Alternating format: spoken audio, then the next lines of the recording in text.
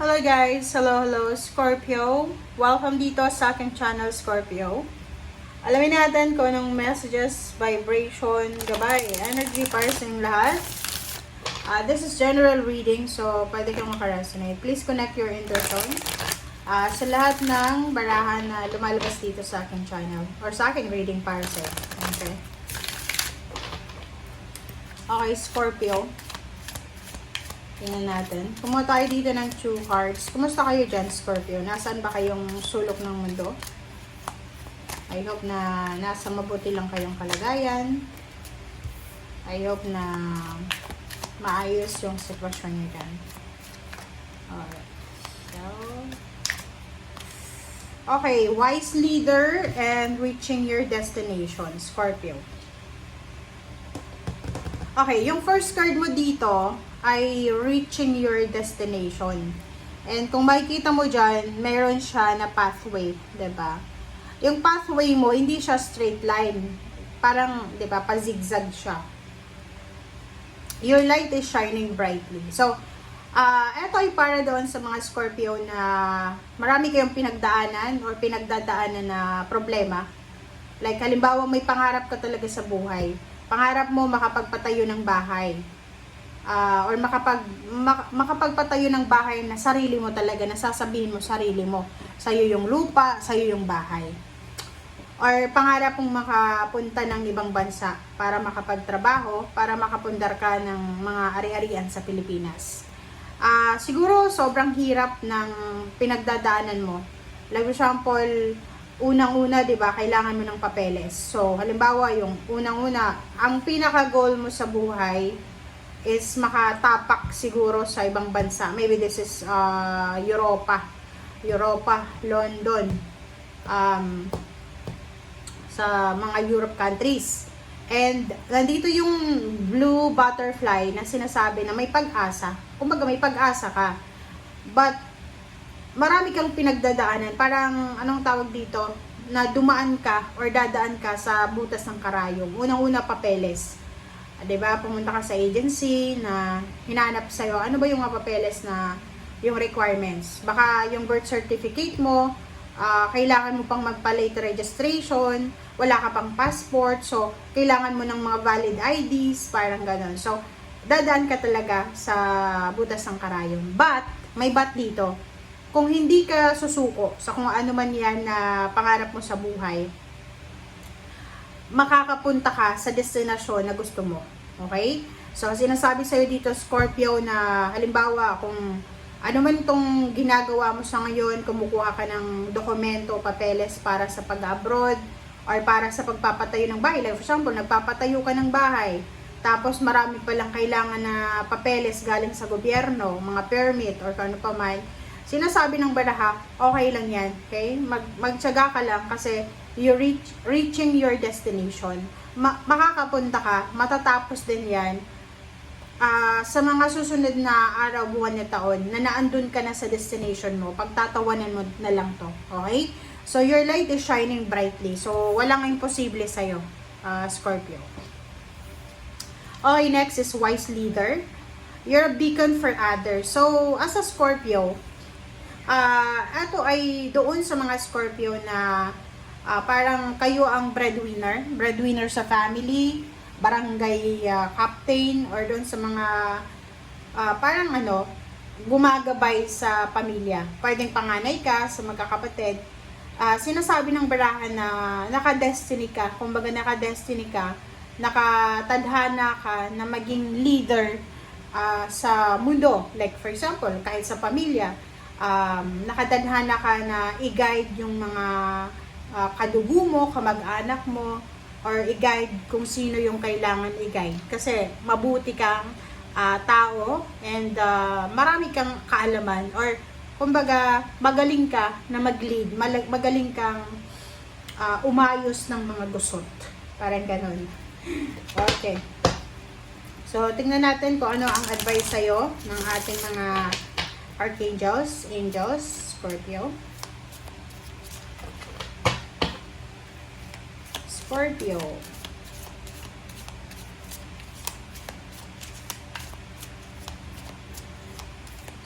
Scorpio.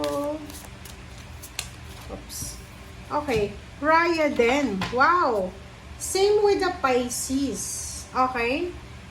Yung spiritual guide sa'yo is same with the Pisces na yoga and exercise. So, yun. Scorpio, kahit sobrang busy ka, sobrang abala, sobrang malungkot. Pero alam mo, pag malungkot ka, pag nag-yoga ka or nag-exercise ka, biglang mag-shift yung energy mo, yung emotion mo. Try mo lang. Okay? Etong Raya, sinasabi na yung yoga, tsaka exercise, meditation, they're essential to your well-being, peace of mind, and spiritual growth right now. So, kailangan mo to sa ngayon. Okay? So, wag mong sayangin ang oras, ang panahon na makapag-relax ka.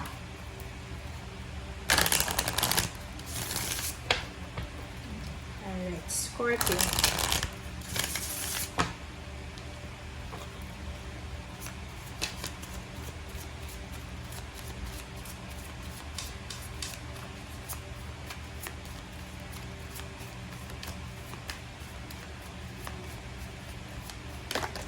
Oops.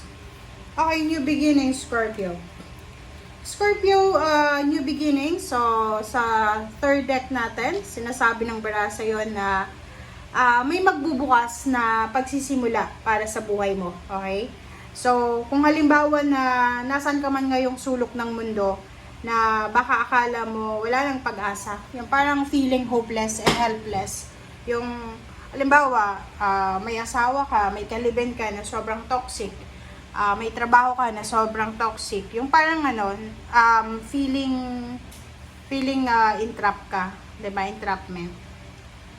Yung hindi ka makakilos, hindi ka makagalaw, lalo kung in a relationship ka sa silosa, or in a relationship ka sa medyo may mga mental issues. Sinasabi ng barahan na the universe will open the portal for new beginnings para sa'yo. Wide to malaki. So, sinasabi ng baraha sa'yo na siguro sa ngayon, medyo nag-iisip ka kung ano yung magiging solusyon mo sa kinalalagyan mo. And the universe will help you kung ano yung mga kailangan mo. Okay? So, wag kang mawala ng pag-asa.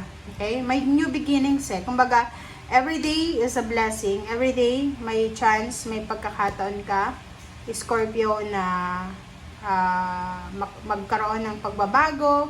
May chance ka para maayos yung buhay mo. May chance ka para makaalis sa sitwasyon na ayaw mo. Okay? Alright. So, and at the same time, kung saan mang destinasyon ang pupuntahan mo, doon sa lugar na yon, doon sa destination na yon, doon mo makukuha yung total transformation ng buhay mo. Okay? Marami akong kilala na sa Pilipinas, sobrang broken sila. Tapos pagdating sa ibang bansa, nag-glow up sila. Parang ganon. Naka-recover sila sa mga pain and heartaches nila kasi may kasabihan tayo na dapat kung saan ka nasaktan, umalis ka doon. Hindi ka dapat nag-stay sa lugar kung saan ka nasaktan. Kasi walang healing na mangyayari doon. Okay? Okay. So, yun. Currently, sa kasalukuyan, if you are tired, parang nakikita ko na exhausted ka, pagod na pagod ka yung Scorpio na to, eto siya yung parang trabaho ng trabaho pero walang maiipon or naiipon. Pagod na siya sa pakikisama sa kanyang in-law, sa kanyang asawa, sa kanyang ka-live-in, sa kanyang boyfriend, girlfriend, sa trabaho. Yung parang ang katrabaho mo sobrang toxic. Parang ganon. So, etong Nine of Wands na to, eto siya dito. So, yung parang sobrang pagod na pagod ka sa ngayon. Pero, mayroon na nakatadhana, naka-destiny na destination talaga para sa'yo. So, kung pagod ka, magpahinga ka. Yun nga sabi sa'yo dito, yoga, exercise, grounding, napaka-importante yon para maayos kung ano man ang dapat maayos na sa physical mo. Okay? Okay. The Hermit, Page of Swords, and 4 of Cups, and 9 of Pentacles. So, nakikita ko sa'yo dito, Page of Swords, and the Hermit. Mag-iingat ka. Okay? You need to be careful sa mga tao na pinagkakatiwalaan mo. Nakita na natin to sa mga previous reading, 'di ba?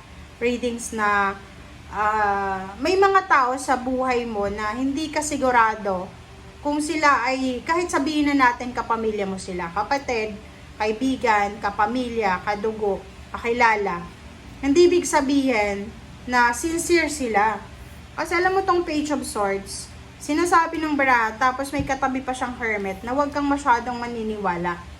Like for example, huwag kang masyadong maniniwala sa mga tao na nag-o-offer sa'yo ng friendship, nag-o-offer sa'yo ng advices. Like, alimbawa, may kapitbahay ka na alam mo na chismosa siya, alam mo na mahilig siyang gumawa ng kwento, mag-spread ng mga negativities. And pupunta sa'yo, tapos magtatanong kung anong nangyayari sa'yo. Huwag kang magkakwento ng kung ano-ano, kasi alam mo, yung pagpunta niya sa'yo, it doesn't mean na concern siya sa'yo. Hindi, naghahanap lang siya talaga ng kwento. So, the Hermit, sinasabi ng baraha sa'yo na mag-iingat tayo, maging parang mapagmatsyag ka. And the Hermit, pag-isipan mo muna ng maraming beses yung, kumbaga, communication na yan or attachment na yan na ino-offer sa'yo. Okay? Hindi lahat ng offer ay maganda. Kasi minsan, yung offer na yan is patibong yan. Okay? Okay. So, doon naman sa mga Scorpio na maybe you're waiting for the good news about, like for example, confirmation, money, nangutang ka ng pera or kung ano pa man. Kasi merong 9 of Pentacles, sinasabi ng baraha sa'yo na incoming na siya. So, wag masyadong mainitin ng ulo and maghintay. Okay? Oops, sorry. Scorpio. Seer the Fool.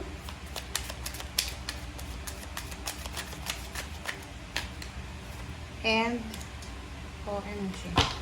So, nakikita ko sa'yo dito, lumabas na naman siya. Nakakainis to na baraha. Kasi, nakita ko na to sa readings mo for the past few months. Ang dami mong plano para sa sarili mo, sa pamilya mo. Especially kung ikaw ay breadwinner or ikaw ay may anak ka na ba? Kasi, parang di ba may destination ka dito eh. Meron kang nakadestiny na lugar na mapupuntahan or may nakadestiny talaga sa'yo na blessings na new beginnings eh. This is risky eh, di ba? Like for example, first time mo mag-abroad or first time mo mag-apply sa isang company. Parang ganon. So, medyo risky siya yung pagsisimula na yan. Yung actions na yan is medyo risky.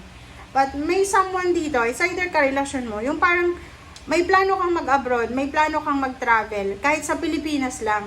Like kung nakatira ka sa malapit sa pamilya mo, sa asawa mo, sa kalibin mo, or even sa kamag-anak mo. Tapos, may plano kang umalis, 'di ba, para hanapin yung swerte mo sa ibang lugar, kahit sa Pilipinas lang. Pero itong relationship na to, pwedeng asawa, boyfriend, girlfriend, hindi ka pinapayagan. Yung pakiramdam mo, sobrang pagod na pagod ka na. Pagod na pagod ka na sa 'di ba, pakikisama. Kasi may offer dito eh. Parang nakita ko rin to sa Cancer. Cancer in Scorpio. Pareho yung iba, ganun yung nangyayari na parang may ino-offer sa iyo ang universe eh. May ino-offer sa iyo ang Panginoon na pagkakataon or posibilidad para mabago yung takbo ng buhay mo. Pero yung mga tao na to sa paligid mo, napaka-toxic nila, napaka-selfish, na iniisip lang nila yung sarili nila. Parang ganun. Ayaw nilang mawala ka, ayaw nilang malayo ka. Na especially kung asawa yan, or ka-live-in, or boyfriend, girlfriend, nakakala nila pag umalis ka, makakatagpo ka ng mas better kaysa sa kanila. Kasi alam nila sa sarili nila na hindi sila worthy para sa'yo. So parang kinukulong ka. Sila mismo yung gumagawa ng entrapment sa'yo. So mag-iingat ka. mag-iingat ka sa ganitong sitwasyon. Kasi kung ako lang, kahit asawa ko pa yan, boyfriend, girlfriend, kahit na sino, hindi ako mapipigilan eh. Kasi yung pupuntahan mo naman, yung plano mo naman, yung goals mo naman, hindi lang para sa'yo eh. Para sa lahat naman, di ba? So kung mag-i-stay ka lang sa isang lugar, mag-i-stagnant ka lang, pagdating ng araw, pag medyo may edad ka na, pagsisisihan mo yan eh. And alam mo ba, pag nagsisi ka na, possible ka na magkaroon ng stress, ng anxiety, ng depression, wala na. 'Di ba? Wala ka nang magagawa pag gano'n. So dito, sinasabi ng barahan na zero the full eh. 'Di ba? May ino-offer sa yung new beginnings eh. Parang ginaganon ka tinatawag ka ng swerte, tinatawag ka ng blessings, tinatawag ka ng biyaya. Pero itong mga tao sa likod mo, yung parang crab mentality ba sila? Okay, parang yung iba hindi naman kamag-anak, pwedeng mga friends. Alam ng mga taong to, like kaibigan mo na, pag umalis ka, pag uwi mo sa lugar kung nasaan sila ngayon, ibang-iba ka na. Kasi pwedeng yumaman ka, umasenso ka, or pwedeng magkaroon ka ng swerte talaga sa ibang lugar. Kasi alam mo yung Scorpio, Cancer, sila yung pinaka masipag talaga. Masipag sa lahat ng masipag. Okay?